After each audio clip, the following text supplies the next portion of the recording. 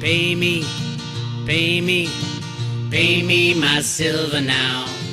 Pay me or go to jail. Pay me my silver now. RoadToRuta.com. If you're like me, you didn't get into the silver game just for $35 silver or $40 silver or even $50 silver. We don't know the price of physical silver. It hasn't been freely traded in about 180 years since the Opium Wars. But it really lost any kind of relevance back when the derivative market was set up in the early 1970s to control all prices. Prices of gold, prices of silver, prices of stocks and bonds, even the US dollar and all foreign exchange are controlled with high-frequency trading and derivatives. The original programs written by Alan Greenspan in the early 1970s to control the system when you go off a gold standard. Usually in the past, you go off a gold standard and you are screwed in the next 7 or 8 years. At first, it's great. Oh my God, no more restraints on money. And then reality kicks in and they start printing too much of the stuff. And that's where we are.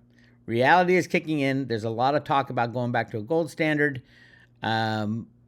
I think that the only way that could be achieved would be to destroy the infrastructure of the old system, which I think it's going to destroy itself.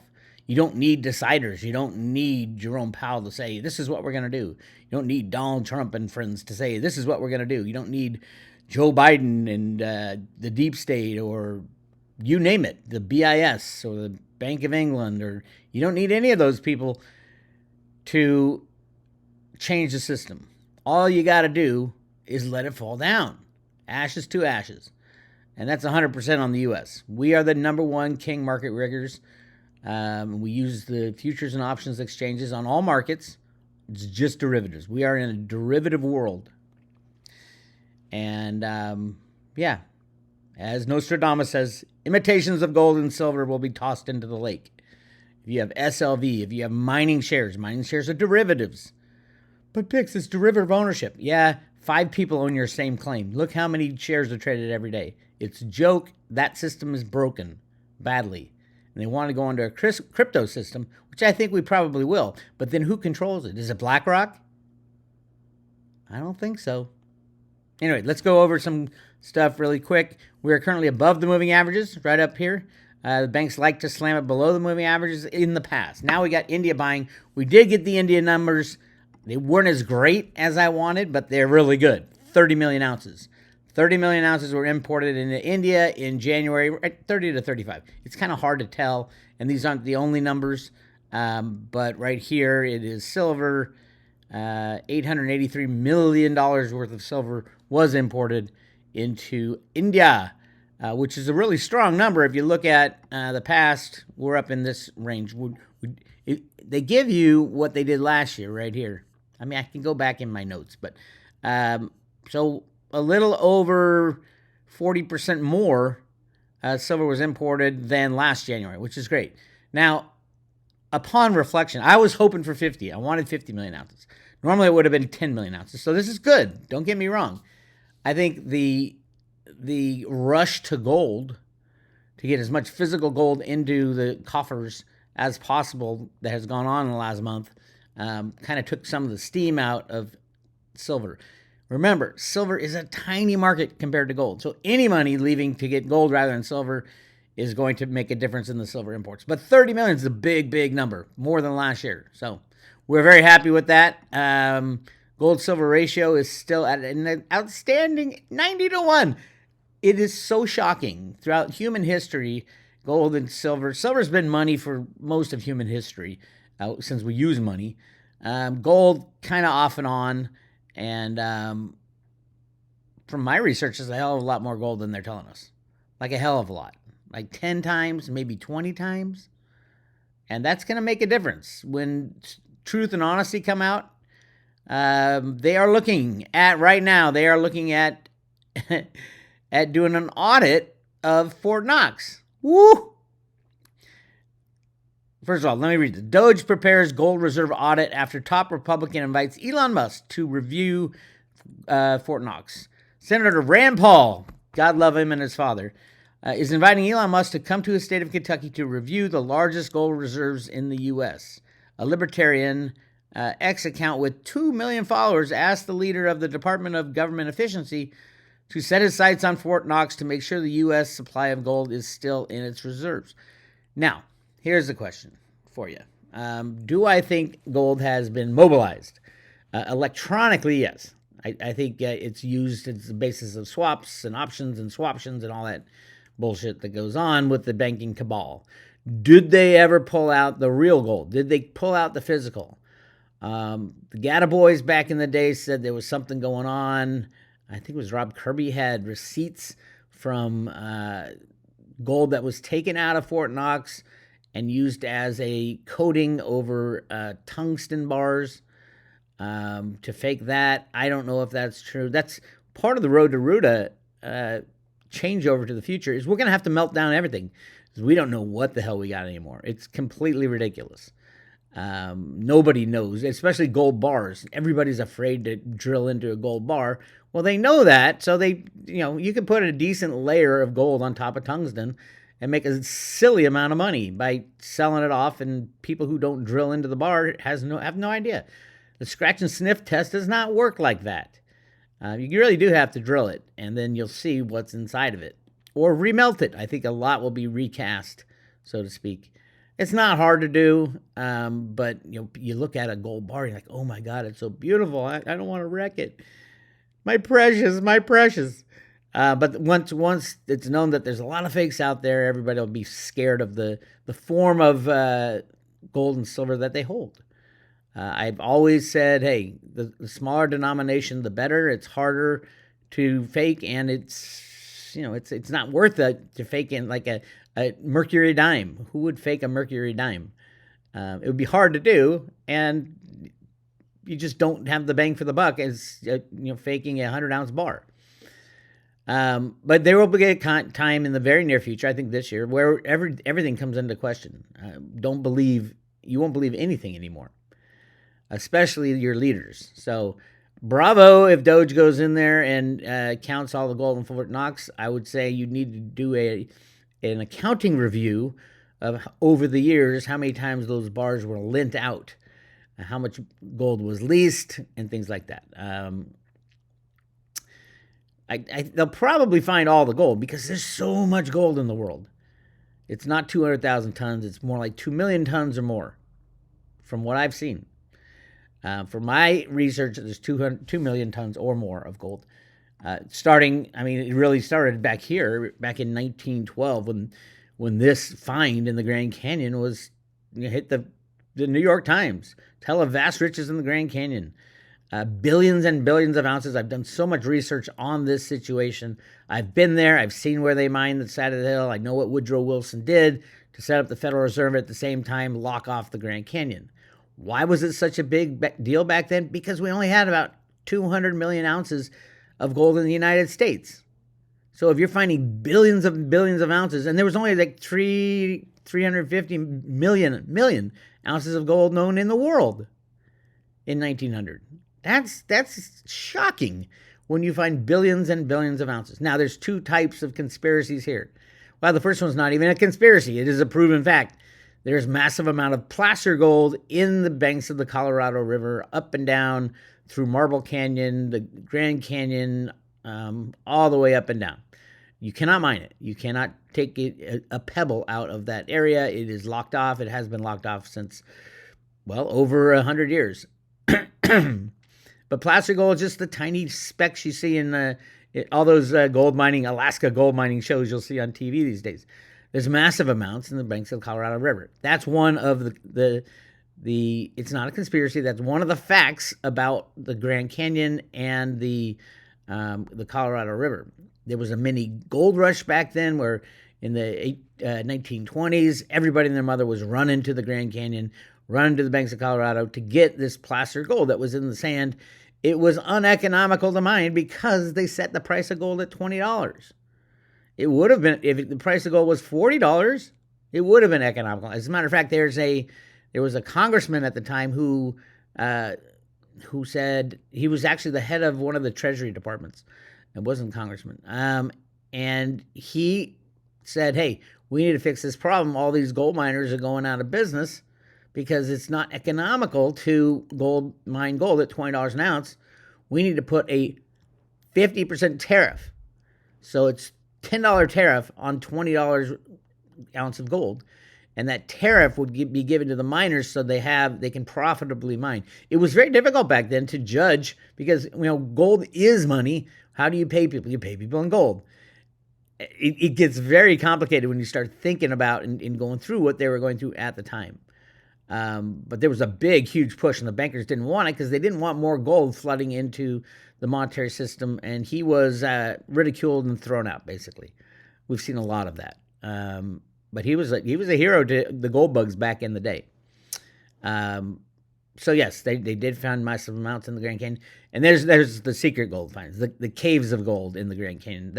I believe that's all true. I don't have the kind of evidence needed to argue that, other than like remote viewing type stuff and historical documentation of Kincaid's Cave and all these other treasure caves that have been found in that area. Jasasnippy, he's going for a big one. But there's massive amounts of gold. And I do believe the U.S. found some of it. Now, in the remote viewing we did, there was a cavern sealed off under one of the pyramids, quote, in the Grand Canyon that had 2 football fields worth of gold in it. It was like a warehouse, and it hadn't been opened in like thousands of years. And Dick Allgaier, the best remote viewer on the planet, did that one. And yeah, it's pretty shocking that I think there is a lot of that that we don't know about. And they found a lot of it. And, look at the Road to Ruta documents. Ruta keeps finding the colored flowers in the canyon. If you don't know what I'm talking about, go to roadtoruta.com and watch the very first video explanation down here of what the Road to Ruta theory is. These comics that came out of the Federal Reserve. By the way, Trump was pictured with a little girl with a rainbow on her shirt. Everybody's like, "Oh my God, what does this mean?" Read Wishes and Rainbows from the Fed. You'll get the understanding. We're going back to a gold standard. Anyway, so that's going to be exciting. Do I think this will say, "Oh my God, there's no gold"? I don't think so. They probably did move the gold, but does it really matter if there's 20 or like 2 million tons of gold and not 200,000 tons? I don't know. I do think gold is undervalued in relation to U.S. dollars and in fiat money terms, but I don't think it's undervalued in relation to silver at 90 to 1. At some point, they will cross 1 to 1. So if you have gold and you love gold, I highly recommend swapping all your gold for silver until we have free market trading in that world. At a minimum, I'd say 7 to 1 ratio between gold and silver. So you'd make like 10 times the amount of gold you have. So if you have, say you have 20 ounces of gold, you swap it for silver, and then when we have free markets, you'll be able to swap the silver back for 200 ounces of gold. Whew. Wouldn't you like going from 20 to 200? That's the kind of world that we're headed into. It'll be chaotic. But we are headed into a world where the U.S. Mint is going to play a huge role, and for the last 4 years, the deep state, the DEI, diversity, equity, inclusion hire at the U.S. Mint, Ventures Gibson, has destroyed the U.S. Mint. We have gone from the number 1 mint in the world for the past since the mid-1970s or mid-1980s when the Silver Eagle program was implemented to the number 2 behind Canada. I've talked a lot about that, what's going on, how David Ryder was trying to transfer it over to a gold and silver monetary system using the scanners that he was in charge of at Honeywell. And apparently, I'm way behind the ball on this one because the Canadian Mint was already doing this type of stuff, almost exactly what David Ryder was trying to do. So you go back 10 years, and the U.S. Mint has all these security things, including serializing, putting numbers on, and that type of thing. Check out this video from the Canadian Mint. World-renowned for their quality and innovation, the Royal Canadian Mint Gold Maple Leaf Bullion Coin. Unsurpassed purity and a proud history of guaranteeing every coin we mint. An unforgettable design and new, unique security features ensure the gold maple leaf remains one of the world's most sought-after bullion coins. To continue our history of leading the market with quality, innovative products, we're introducing another first. The Bullion DNA anti-counterfeiting technology. A unique security mark is engraved onto every die, ensuring no two security marks are the same.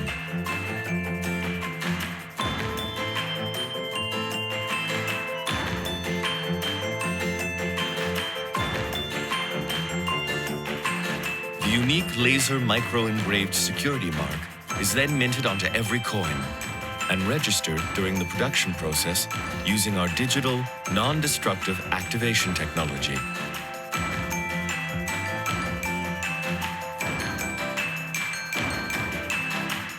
The images are then encoded and stored in our secure database. Bullion DNA lets you authenticate your gold maple leaf bullion coins in 3 steps. The laser mark is scanned and the image encoded. The data is securely transmitted to the Royal Canadian Mint and compared with our database to verify the authenticity of your coin. A safe, high-quality product that can now be easily validated. Another innovative first for the world's first 24-karat gold bullion coin.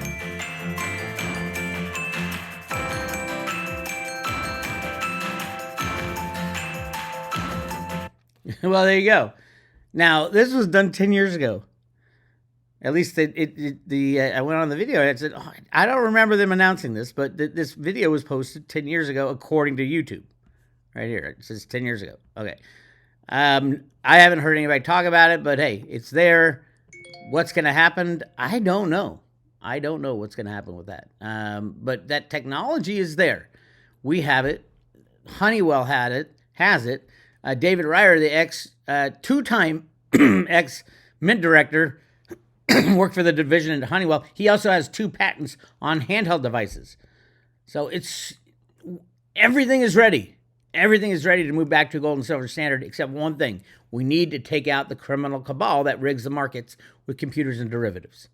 Once that is done, and that will be done with the meltdown of the derivative complex. Warren Buffett, who's recently sold almost all his stock, has said that derivatives are a weapon of mass financial destruction. And that's exactly what we need to take out the criminals who have stolen all this money. Look at your government. Look at what Doge is finding. Wait till it goes into the IRS and into the Federal Reserve and into Medicare and Medicaid and Social Security system. They've been stealing trillions of our dollars, not just a billion here and a billion there, trillions. And oh, by the way, there's all kinds of rehypothecated U.S. Treasury bonds. 3 owners for the same bond. That's how ugly it is. Same with the stock market. Stock market's even bigger. Larry Fink came out and said it. Anyway, moving on. Cryptocurrencies, yes, you should have good cryptos.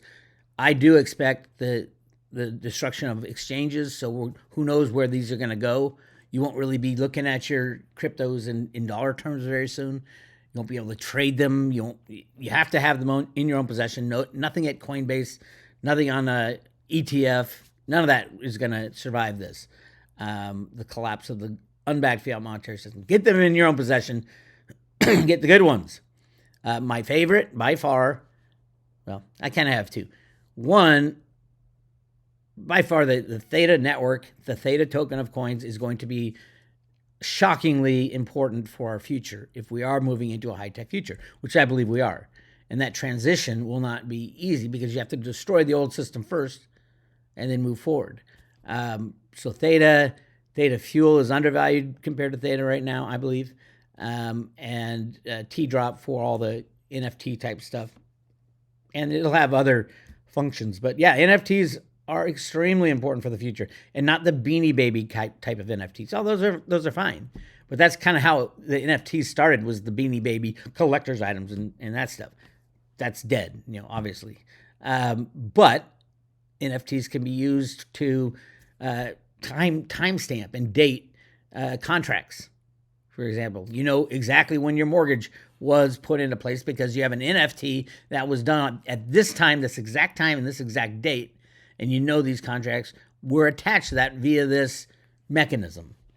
And the number has been assigned to this contract and blah, blah, blah, blah, blah.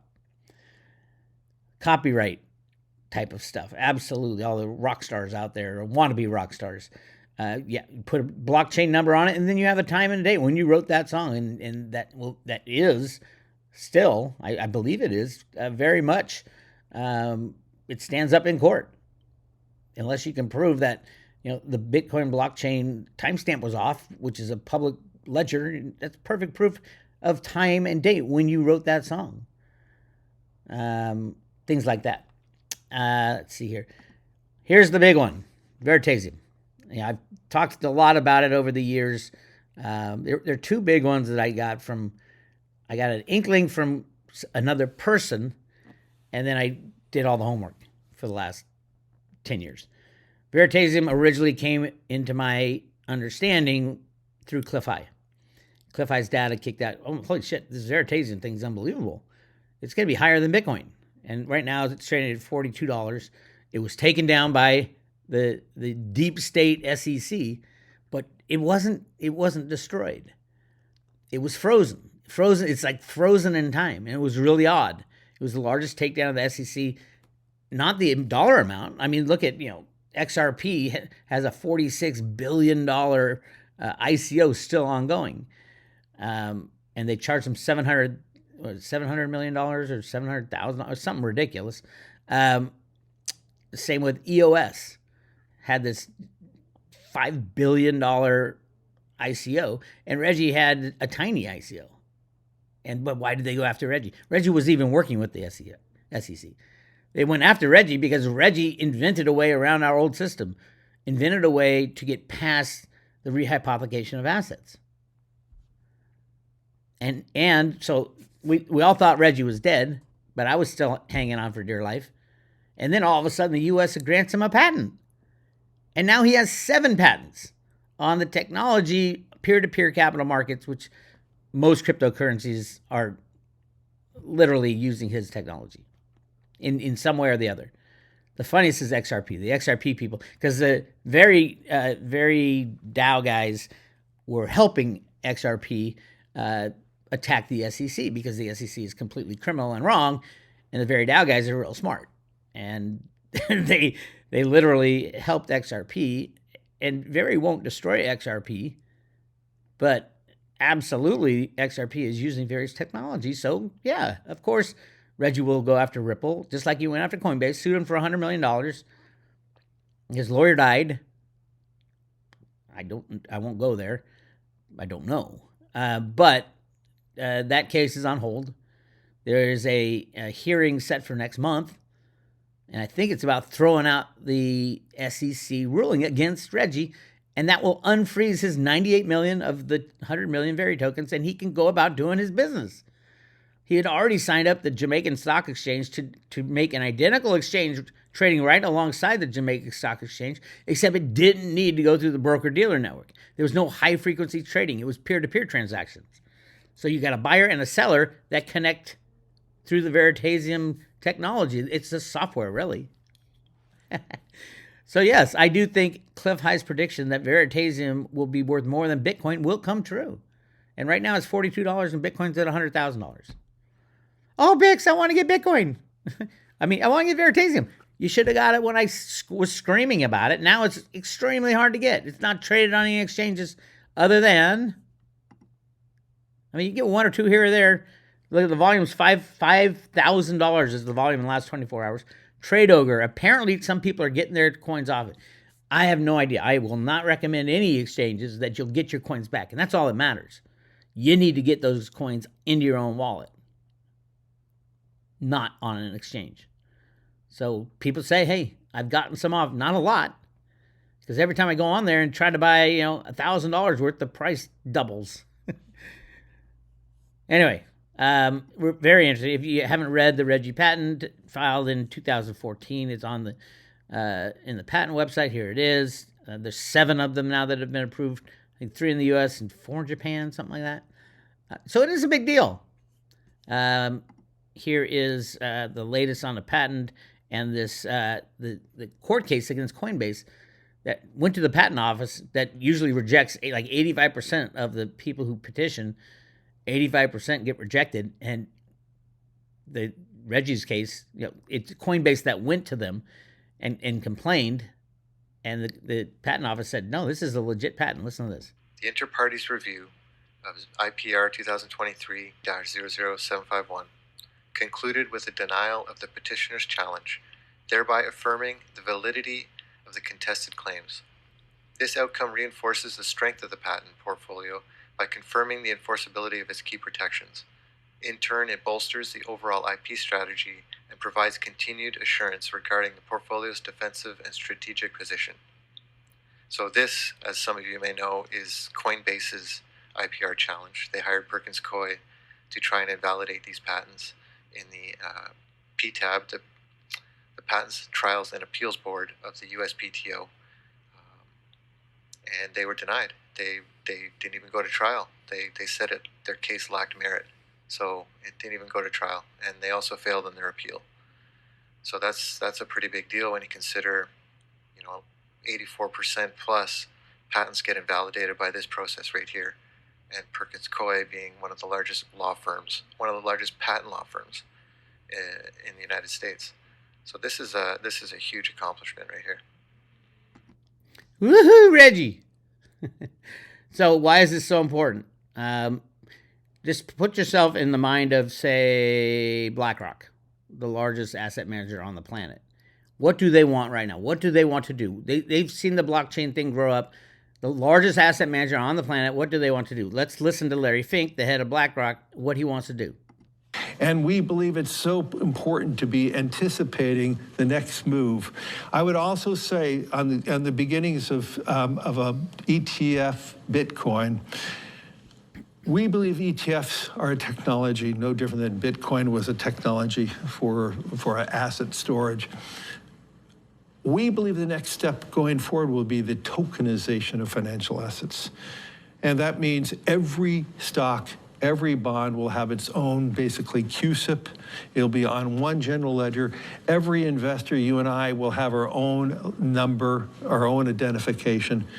We could rid ourselves of all issues around illicit activities around bonds and stocks and digital by having a tokenization. But the most importantly thing, we can customize strategies through tokenization that fits every individual. We would have instantaneous settlement. Think about all the costs of settling bonds and stocks. But if you had a tokenization, everything would be immediate because it's just a line item. And so we believe this is a technological transformation for financial assets. I believe, if you want to talk about voting and voting choice and all the things, if we know every moment who is the owner of that stock and it's now time to vote, every individual who has ownership is identified and they can vote their own shares. Is this the end of mutual funds? I think, well, a lot of people, it's a wrapper. It's not the end of it, but I would say the dominant form of bringing products going forward will be in the form of ETFs. He just described Veritasium. So just put yourself in BlackRock's shoes. He's describing exactly what Reggie is describing in his patent. And BlackRock, if BlackRock owned this patent, do you think the SEC would have come down and taken them out and all that? No. It would be the global platform for stocks and bonds, everything by now. But they don't own it. Reggie owns it. That's crazy, huh? That's the world we're headed towards. That's why I think everybody should have some Veritasium, if you can get it. And even the crypto people, the people who love their cryptocurrencies and are making millions off it, most of them don't have any clue what's about to go down. Because when either Reggie wins the Coinbase lawsuit, which he probably will, that gives him standing, massive standing. I heard it was for $100 million. And that would mean everybody would have to go to Reggie. And if it's a decentralized situation, don't worry about it. Decentralization stands on its own. You don't have to worry about it because it's decentralized. But if there's a point of contact Like, for example, Ripple, XRP, that's a point of contact. Every transaction with an end user would be a point of contact if it goes through a bank, obviously. All that is subject to Reggie's patent. And you think about it, you're like, holy shit, how much territory does Reggie's patent cover? The vast majority of cryptocurrencies. Just like what Larry Fink was saying, it's coming. What he didn't say, I'm sure he knows, truthfully, is that this patent is held by an individual. And he patented it in 2014. Peer-to-peer capital markets. He was even on like CNBC and Max Kaiser's show saying, here, I've invented something that takes these criminal bankers out. Back in the day, before they took Reggie down. Veritasium was once $450 and moving until they took him down. And this hearing in a couple weeks, next month sometime, the timing couldn't be better. We are about to enter a time where all exchanges shut down, all banks shut down, everything shuts down, and then we have to move forward. And I was always like, how the hell could we ever move forward with the rehypothecation of stocks and bonds and cryptocurrencies? My God. You think these exchanges have the cryptocurrencies that they trade billions of dollars of every day? They don't. They got some of them. We found that out with Mt. Gox and FTX. They got some of them, but they don't have all of them. So when things shut down, everybody said, wait, I own something there. I own something at Coinbase. My hand was raised. Here's my paperwork. Nope. How do we move forward? In Cliff's data, it has the U.S. government coming to Reggie Middleton to say, help us implement this peer-to-peer capital markets that you had envisioned and you were implementing until we shut you down. We're sorry. Here's your 98 million Veritasium token back. There's 2 million out there trading already. Let's move forward. Let's try to get a new system in place. And that's what Larry Fink just described there, a new system. What he didn't describe is that someone holds a patent on it. And Reggie's not out to crush cryptocurrencies. It's the opposite. But he does want to get paid for his intellectual property, and he will be. So I've always said it's like an insurance contract, a lottery ticket insurance for your crypto investments. Why do I call it a lot? The very Dow guys hated that I was calling it a lottery ticket. Because the odds of that happening, that the U.S. government would come to Reggie Middleton and say, oh my God, help us save this $100 trillion market. The odds are tiny, almost infinitesimal. It's like winning the lottery, back before he was granted the patents. And nobody knew about it.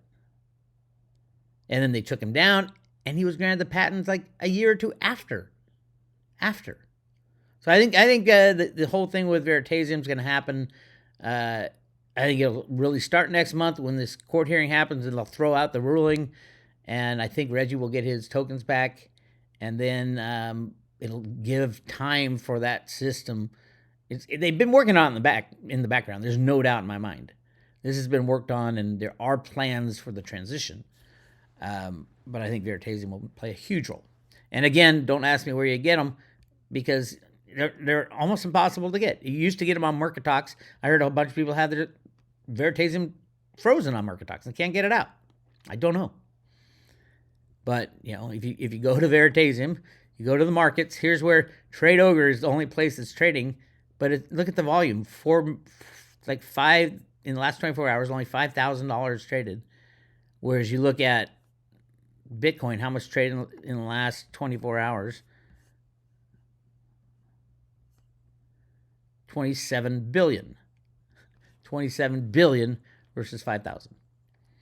So we could see Cliff's data come true even on the announcement that Reggie's either won the case against Coinbase or they have thrown out the settlement with the SEC. Because what would it take for Veritasium, currently trading at $40, to go to $100,000 like Bitcoin? It only takes one trade. for one Veritasium to sell at $100,000. And that's the way market cap works. They always look at the last trade. Last trade was $100,000 times the total float.